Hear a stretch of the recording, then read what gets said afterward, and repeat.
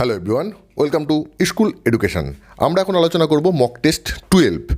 এর আগে আরও 11টা মক টেস্ট আলোচনা করা হয়েছে। যদি আপনারা সেগুলো না দেখে থাকেন তো সেগুলো অবশ্যই দেখে নিন, কারণ সেখানেও অনেক ইম্পর্টেন্ট প্রশ্ন এবং উত্তর নিয়ে আলোচনা করা হয়েছে।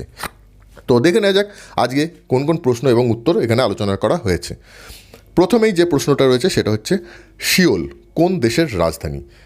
এখানে অপশান কী রয়েছে? অপশান এ উত্তর কোরিয়া, অপশান বি দক্ষিণ Korea, option C Laos, option D Bahrain. এর সঠিক উত্তর হচ্ছে অপশান বি দক্ষিণ কোরিয়া। সিওল দক্ষিণ কোরিয়ার রাজধানী। দক্ষিণ কোরিয়ার রাজধানী সম্বন্ধে আমরা যতক্ষণ এখানে দেখে নিলাম, সুতরাং বাকি আর যে তিনটে দেশ আছে সেই তিনটে দেশের রাজধানী সম্বন্ধেও আমাদের দেখে নেওয়া যেতে পারে, কারণ যে কোনো জায়গা থেকে প্রশ্ন আসতে পারে, যে কোনো দেশের রাজধানী থেকে প্রশ্ন আসতে পারে। সুতরাং মোটামুটি যতগুলো দেশের রাজধানী সম্বন্ধে মনে রাখা যায় সেটা কিন্তু পরীক্ষার জন্য খুব ভালো, প্রিপারেশনের জন্য। উত্তর কোরিয়ার রাজধানী। উত্তর কোরিয়ার রাজধানীর নাম কি? পিয়ং ইয়ং। লাওসের রাজধানীর নাম কি?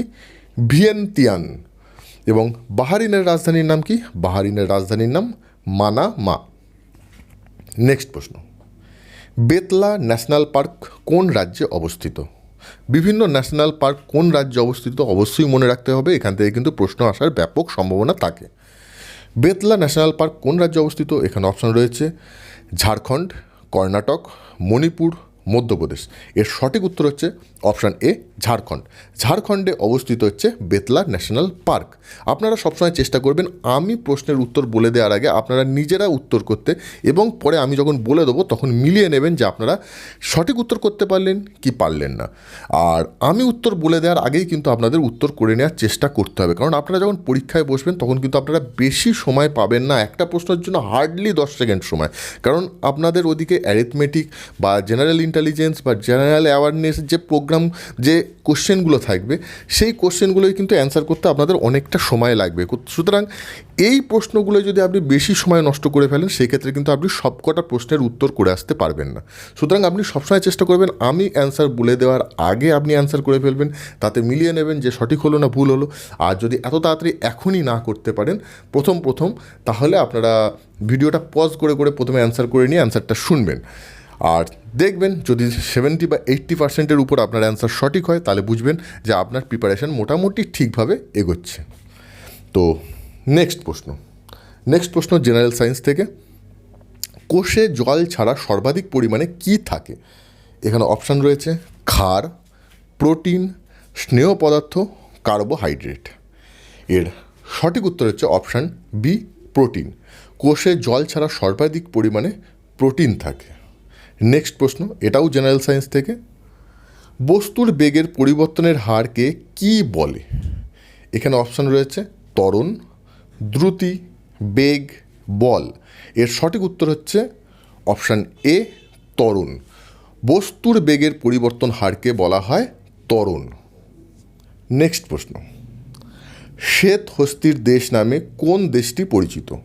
এখানে option A Malaysia, option B Cambodia, option C Thailand, option D Bahrain. এর সঠিক উত্তর হচ্ছে অপশান সি থাইল্যান্ড। থাইল্যান্ডকে শ্বেত হস্তির দেশ বলা হয়। নেক্সট প্রশ্ন, মল্ল রাজার দলমাদল কামান কোথায় দেখতে পাওয়া যায়? ওয়েস্ট বেঙ্গলের যে এক্সামগুলো আছে সেই এক্সামে কিন্তু এরকম ধরনের প্রশ্ন আসতে পারে। হয়তো সেন্ট্রালের পরীক্ষাগুলো এরকম প্রশ্ন না আসলেও ওয়েস্ট বেঙ্গলের যে প্রশ্নগুলো হয়, যে ওয়েস্ট বেঙ্গলের চাকরির পরীক্ষার জন্য, সেখানে কিন্তু এরকম ধরনের প্রশ্ন আসতে পারে, কারণ এই দলমাদল কামান যেহেতু পশ্চিমবঙ্গেই রয়েছে। মল্ল রাজার দলমাদল কামান কোথায় দেখতে পাওয়া যায়? এখানে অপশান রয়েছে হাজারদুয়ারি, বিষ্ণুপুর, ঝাড়গ্রাম, মালদা। এখানে হাজারদুয়ারি আর বিষ্ণুপুরের মধ্যে স্টুডেন্টরা কনফিউজ হয়। এর সঠিক উত্তর হচ্ছে অপশান বি বিষ্ণুপুর। দলমাদল কামান দেখতে পাওয়া যায় বিষ্ণুপুরে, এবং এই দলমাদল কামান হচ্ছে মল্ল রাজাদের। নেক্সট প্রশ্ন এবং খুব ইম্পর্টেন্ট প্রশ্ন, হিন্ডেনবার্গ লাইন কোন দুটি দেশের আন্তর্জাতিক সীমারেখা? বিভিন্ন দেশের যে আন্তর্জাতিক সীমারেখা আছে সেই আন্তর্জাতিক সীমারেখাগুলো সম্বন্ধে কিন্তু অবশ্যই জেনে রাখতে হবে, কারণ এখান থেকে প্রশ্ন আসে পরীক্ষায়। তো হিন্ডেনবার্গ লাইন কোন দুটি দেশের আন্তর্জাতিক সীমারেখা? এখানে অপশান রয়েছে অপশান এ ফ্রান্স ও ইতালি, অপশান বি ইংল্যান্ড ও ফ্রান্স, অপশান সি জার্মানি ও পোল্যান্ড, অপশান ডি রাশিয়া ও ফিনল্যান্ড। এর সঠিক উত্তর হচ্ছে অপশান সি জার্মানি ও পোল্যান্ড। জার্মানি ও পোল্যান্ড এই দুটি দেশের আন্তর্জাতিক সীমারেখাকে বলা হয় হিন্ডেনবার্গ লাইন।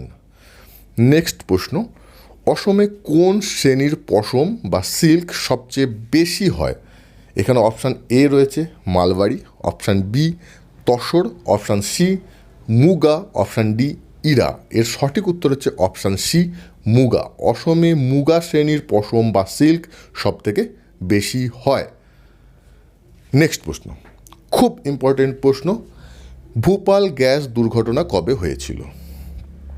এখানে অপশান কী রয়েছে? 2 ডিসেম্বর 1984, 5 সেপ্টেম্বর 1984, 3 নভেম্বর 1985, 5 ডিসেম্বর 1985। অনেক সময় আপনারা যদি ডেটও মনে রাখতে না পারেন সেক্ষেত্রে সালটা অবশ্যই মনে রাখবেন।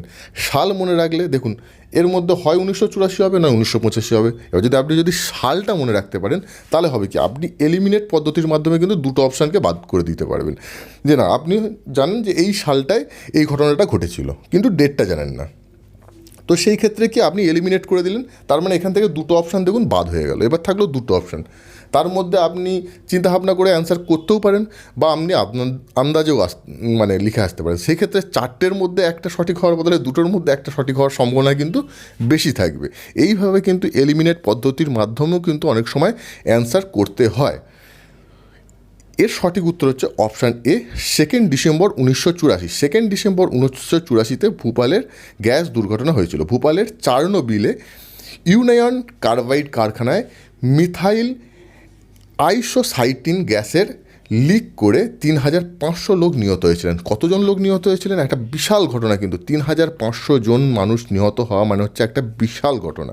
সেই 3500 জন নিহত হয়েছিলেন এই দুর্ঘটনায়। এবং এখানে সবথেকে ইম্পর্টেন্ট যেটা, যে কোন গ্যাস লিক হয়েছিল, যে গ্যাসটা লিক হয়েছিল সেই গ্যাসটা হচ্ছে মিথাইল আইসোসাইনেট। এটা অবশ্যই মনে রাখতে হবে। এবং কোন কারখানায় হয়েছিল? ভোপালের চারনোবিলে ইউনিয়ন কার্বাইডের কারখানায়। আপনারা এখনও পর্যন্ত যদি এই চ্যানেল সাবস্ক্রাইব না করে থাকেন তো অবশ্যই সাবস্ক্রাইব করে নিন, যাতে আপনারা আমাদের প্রত্যেকটা ভিডিওর নোটিফিকেশান পেতে পারেন, প্রত্যেকটা ভিডিও দেখে আপনারা আপনাদের চাকরির পরীক্ষার প্রিপারেশান নিতে পারেন। এবং আপনারা চাইলে আমাদের ফেসবুক পেজ লাইক এবং ফলো করতে পারেন। সেখানেও অনেক মক টেস্ট দেওয়া হয়, অনেক প্রশ্ন উত্তর নিয়ে আলোচনা করা হয় এবং নোটস দেওয়া হয়, যেগুলো থেকে আপনারা আপনাদের চাকরির পরীক্ষার প্রিপারেশান নিতে পারবেন এবং আপনারা সাহায্য পাবেন। তো দেখে নেওয়া যাক নেক্সট প্রশ্ন, নিম্নলিখিত কোন ব্যক্তি বিধবা বিবাহ সমিতি প্রতিষ্ঠা করেছিল? প্রশ্নটা ভালো করে দেখুন, বিধবা বিবাহ আইন বা বিধবা বিবাহ প্রচলন বলা হয়নি, কিন্তু এখানে বলা হয়েছে কি বিধবা বিবাহ সমিতি কে প্রতিষ্ঠা করেছিলেন। এখানে অপশান রয়েছে ঈশ্বরচন্দ্র বিদ্যাসাগর, রাজা রামমোহন রায়, মাধব গোবিন্দ, মদনমোহন মালব্য। অনেক স্টুডেন্ট এখানে খুব সুন্দরভাবে ভুল করে আসবে। অনেকে তো রাজা রামমোহন রায় এবং ঈশ্বরচন্দ্রের মধ্যে পুরো তালগোল পাকিয়ে ফেলবে। ঈশ্বরচন্দ্র বিদ্যাসাগর বিধবা বিবাহ, আর ওদিকে হচ্ছে রাজা রামমোহন রায় সতীদাহ প্রথা, দুটোর মধ্যে তালগোল পাকিয়ে কেউ কেউ আবার রাজা রামমোহন রায় অ্যান্সার করে দিয়ে চলে আসবে, আবার কেউ কেউ পুরো প্রশ্নটা ঠিকভাবে না পড়ে ঈশ্বরচন্দ্র বিদ্যাসাগর অ্যান্সার করে দিয়ে চলে আসবে, কিন্তু সেটা করলেও অ্যান্সার ভুল হবে, কারণ এর সঠিক উত্তর হচ্ছে অপশান সি মাধব গোবিন্দ। মাধব গোবিন্দ বিধবা বিবাহ সমিতি প্রতিষ্ঠা করেছিল। এই সমিতি কথাটা অবশ্যই মাথায় রাখবেন, বিধবা বিবাহ সমিতি প্রতিষ্ঠা করেছিলেন মাধব গোবিন্দ। নেক্সট প্রশ্ন, লর্ড কার্জন কত সালে বঙ্গভঙ্গের সিদ্ধান্ত কার্যকরী করেছিলেন? এখানে রয়েছে option A 1904, option B 1905, option C 1908, option D 1909। এর সঠিক উত্তর হচ্ছে অপশান বি 1905 খ্রিস্টাব্দে। লর্ড কার্জন 1905 খ্রিস্টাব্দে বঙ্গভঙ্গের সিদ্ধান্ত কার্যকরী করেছিলেন। এখান থেকে বঙ্গভঙ্গের সিদ্ধান্ত কবে কার্যকরী হয়েছিল সেটা জানলেন। এখান থেকে আমি আর একটা প্রশ্ন দিয়ে দিই, যেটা আপনারা কমেন্ট বক্সে এর উত্তর দেবেন, যে বঙ্গভঙ্গ কবে রোধ হয়েছিল, কবে সিদ্ধান্ত কার্যকরী হয়েছিল সেটা দেখলেন, কিন্তু বঙ্গভঙ্গের যে সিদ্ধান্ত সেটাকে রদ করা হয়েছিল কত খ্রিস্টাব্দে সেটা আপনারা অবশ্যই কমেন্ট বক্সে জানান। নেক্সট প্রশ্ন, সিন্ধু সভ্যতায় কোথায় বন্দরের সন্ধান পাওয়া গেছে? এখানে অপশান রয়েছে মহেঞ্জোদারো, হরপ্পা, লোথাল, আলমগীরপুর। খুব খুব ইম্পর্টেন্ট প্রশ্ন, বহুবার পরীক্ষায় এসছে এই প্রশ্নটা, আর এতবার পরীক্ষায় প্রশ্নটা এসছে যে স্টুডেন্টরা এই প্রশ্নটা দেখে দেখে এখন এটা খুব ইজি প্রশ্ন হয়ে গেছে। তো আশা করি সবাই এই প্রশ্নটা সঠিক উত্তর পারবেন। এর সঠিক উত্তর হচ্ছে অপশান সি লোথাল। সিন্ধু সভ্যতার বন্দর ছিল লোথালে। লোকচিত্রকলা মধুবনী কোথায় বিখ্যাত? এখানে অপশান রয়েছে বিহার, ওড়িশা, ঝাড়খণ্ড, অসম। এর সঠিক উত্তর হচ্ছে অপশান এ বিহার। লোকচিত্রকলা মধুবনী বিহারে বিখ্যাত। নেক্সট প্রশ্ন, পৃথিবীর গভীরতম হ্রদ কী? গভীরতম, দীর্ঘতম, উচ্চতম, এগুলো কিন্তু মনে রাখতে হবে। এগুলো কিন্তু খুবই খুবই মানে এখান থেকে প্রশ্ন আসার সম্ভাবনা থাকে। জেনারেল নলেজের যে প্রশ্নগুলো এখান থেকে আসার সম্ভাবনা থাকে।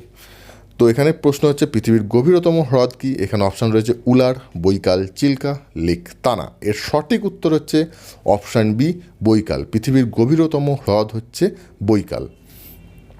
নেক্সট প্রশ্ন, খুব কমন প্রশ্ন এবং সবার পারা উচিত, সেটা হচ্ছে সবচেয়ে প্রাচীনতম বেদ কোনটি? এখানে রয়েছে অপশান ঋগ্বেদ, সামবেদ, যজুর্বেদ, অথর্ববেদ। আমরা জানি বেদ হচ্ছে 4টি ভাগে বিভক্ত। একটা হচ্ছে ঋগ্বেদ, সামবেদ, যজুর্বেদ এবং অথর্ববেদ।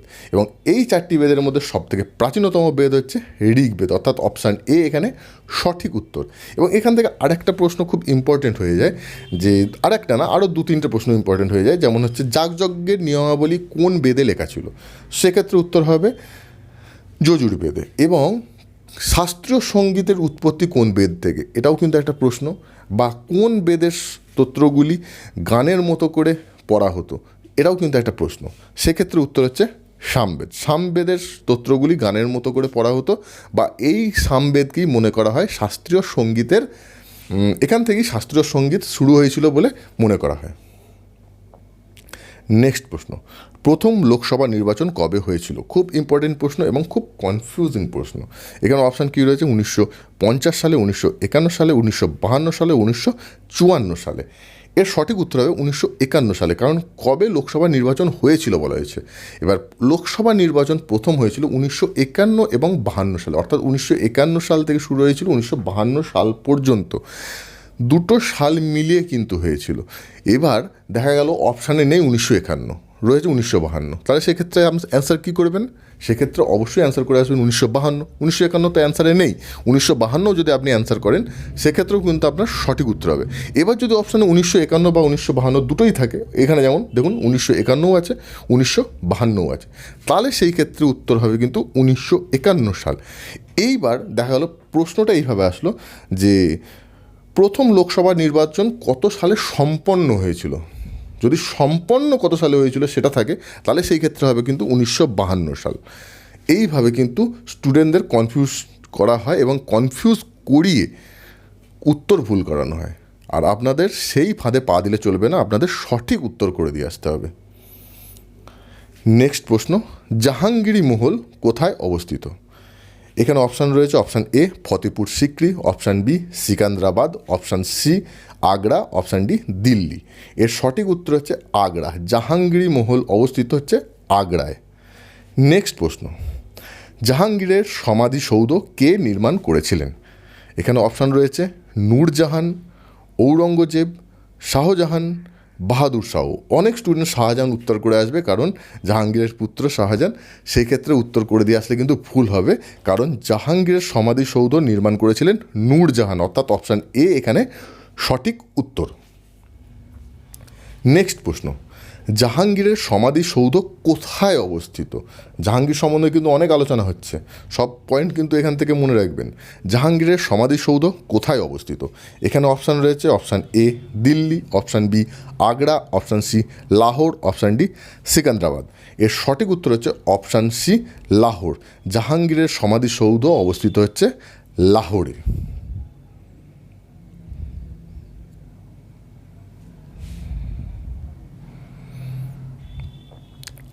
নেক্সট প্রশ্ন, লবণ জলের স্ফুটনাঙ্ক কত? এখানে রয়েছে option A 101 degree Celsius, option B 105 degree Celsius, option C 109 degree Celsius, option D 115 degree Celsius. এর সঠিক উত্তর হচ্ছে অপশান সি 109 ডিগ্রি সেলসিয়াস। লবণ জলের স্ফুটনাঙ্ক হচ্ছে 109 ডিগ্রি সেলসিয়াস। আজকের ভিডিও এই পর্যন্তই। আশা করি আপনাদের ভালো লেগেছে। ভালো লাগলে অবশ্যই লাইক করুন, কমেন্ট করে জানান ভিডিওগুলো আরও কীভাবে বানালে আপনারা উপকৃত হবেন, আপনাদের চাকরির পরীক্ষার প্রিপারেশান ভালোভাবে।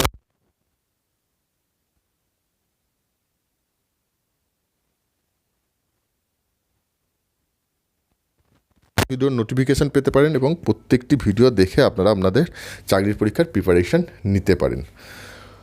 আর আপনারা চাইলে আমাদের ফেসবুক পেজ লাইক এবং ফলো করে রাখতে পারেন আপনাদের চাকরির পরীক্ষার প্রিপারেশনের জন্য। সো এতক্ষণ সঙ্গে থাকার জন্য, এতক্ষণ ভিডিওটি দেখার জন্য আপনাদের সবাইকে অসংখ্য ধন্যবাদ। Thank you.